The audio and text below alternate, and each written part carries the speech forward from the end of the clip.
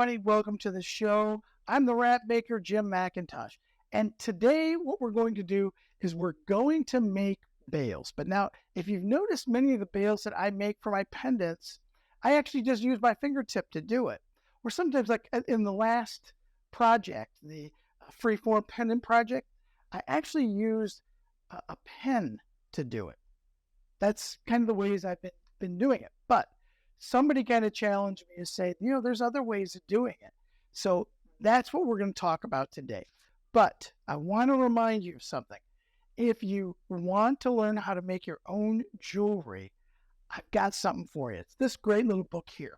This is a book I wrote. This is everything I have done over the last 20 years in creating wire wrap jewelry. It's got projects. It's got instructions in here. It has step-by-step images that go with all the instructions. So make sure you get a copy of the book, Wire Wrapping, Simple Techniques for Beautiful Designs. All right. And there should be a link down below in the description where you can get yours. All right. We got that out of there. Let's continue on. So I've been challenged to use these two pliers right here. And I'm going to find out today which one of these I prefer.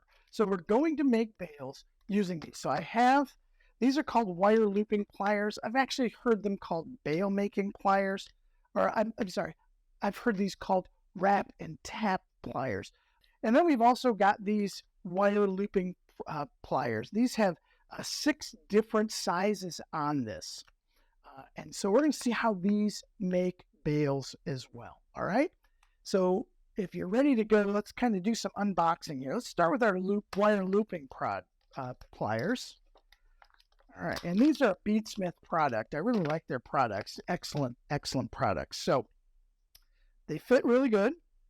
Nice fit in your hand. So let's go ahead and we'll take a look at how they work, how well they work. So I've got 2 projects here that are right to the point. Let me show you where we're at. See, so this is right to where we're going to make our bail. And I make my bail by bending this in between the 2 wrap wires, and then I wrap it, double wrap, as I've told you guys before. So how do these pliers work? These are the looping pliers. It's got 6 different sizes on it. I'm going to try to use one of the larger sizes. Let's try this size here. And all I'm going to do is I'm going to put them on here, kind of where I want to make it. Now this looks like it's going to work really well, actually. So I'm able to hold the bail in the pliers and move them without any problem. So let's kind of bend them around. Okay. And then I want to try and do something else. I want to try and close this loop up.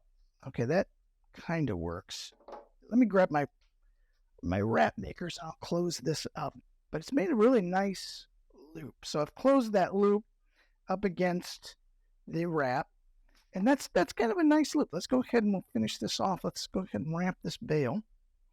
So these are those looping pliers. I've heard these called 6-step pliers or something like that. Like I said, I don't use these very often, but I think one of these I might start using. So yeah, there we go. So let's see what this bail actually looks like. So not bad, not bad. I could probably shape it a little bit. Bring this up, yeah. So these work really good. These looping pliers worked really well, actually. Kind of like these. So that's our outcome for the first ones. Now let's try the other one. Let's kind of set everything aside here. I have another project, a second project we can do this with. Now, these are what I was introduced to them as Wrap-N-Tap Pliers. We'll figure out, these are really cool because I've got kind of large sizes here. I'm probably going to use the smallest one. But what's really cool about it is it has this, I guess, a kind of a rubbery plastic kind of thing here. Maybe some sort of silicone right here. I think that's going to allow us to grip a little better. Yeah, let's try these out. So let's set the project up here. So I'm going to use the larger or the smallest of these 3 sizes. And this is this is it says on here, it's a 13 millimeter. Okay, 13 millimeters. So let's go ahead and try it. So I'm going to position them here. See, now what's really cool is that this is kind of gripping it, so it's not moving. Which is really nice. And then we're going to just make the bail. Now, because this is so large, yeah, see, that makes a really, really big bail here. So we can kind of maneuver this. I think if this was a little smaller, yeah, see, so that does work. It at least gives you that initial loop to be able to do that. And then I can just finish this up, finish wrapping this. And we'll see what we've got. I had to do some of the shaping of my bail. I had to finish it up using WrapMaker pliers. Anyways, a versatile tool WrapMaker pliers are. They are great. You can use them not only to make wraps, but also to use them as like flat nose pliers. So they work really well. Okay, so here's what we've got. So I've got two of them. This was with the 6-step, or this one that had six loops on it to make loops on it. And this is the Wrap-N-Tap.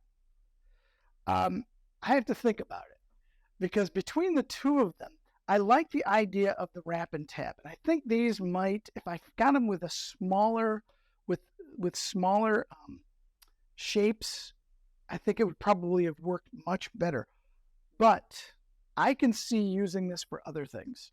I can see using these pliers to make, or even just to refine the shape of rings. So this would be great, because I can shape it around here. It'll hold on to the wire really well as I'm shaping it. So I think that's something I'd use these for. But I think because of its size, I like these. I think these would come in handy for a lot of things. Making a lot of curves and curls at the top of my project. I think this would be great for that, to be able to hold onto the wire and to move it and make curves. This was great, I think, for making a bail as well. So I think these are the winners as far as making bails are concerned. These are. But you know what? Don't take my word for it. Try out both of them. Okay, you can. I've got a link below in the description where you can pick up a pair of each of these of your own, and you'll do really well with these. But I think they're very useful tools. All right. Well, that's it for today. Short and sweet, I guess, is what we'll call this one. But it's making your own jewelry using simple hand tools is a great way to really accomplish something as you're working. So don't take my word for it. Make your own jewelry. Make sure you get a copy of my book, because that really is going to help you to really, really get started. It's something simple that's going to help you make jewelry. So that's it for today. I'm the WrapMaker, Jim McIntosh. And remember, if you want to make beautiful jewelry, you have to practice, practice, practice.